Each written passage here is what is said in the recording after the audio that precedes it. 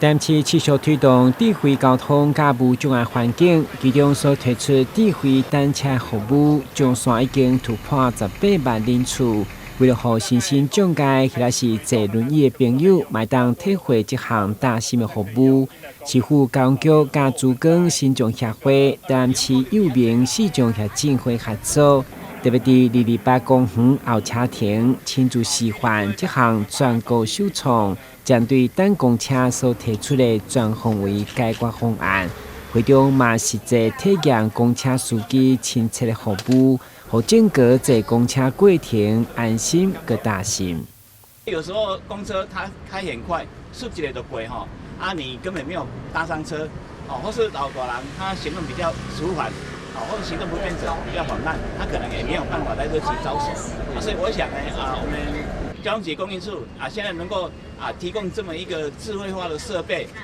APP， 让我们每一位市民都能够很方便来使用，这尤其对我们行动不便者帮助最大哈。来避免说有招手司机没看到过站不停或者是没注意到车子来等等这些问题所以透过科技化的方式来解决。那尤其对我们身障轮椅朋友来讲，他们可能平常比较不方便到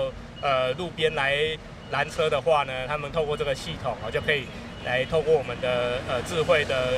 这个运输的系统跟传输的技术，把要上车的这个讯息传送到司机身旁的这个车机，那司机就可以预有心理准备，在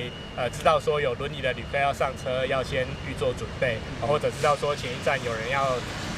准备要等车，就不会有过站不停的情形。会中交通局对来表示，今年度将所有大单公车拢有智慧单车服务以外，嘛提醒市民朋友，智慧单车是属于辅助，所以公车到站的时也是爱记得一手。台湾新闻军事采访报道。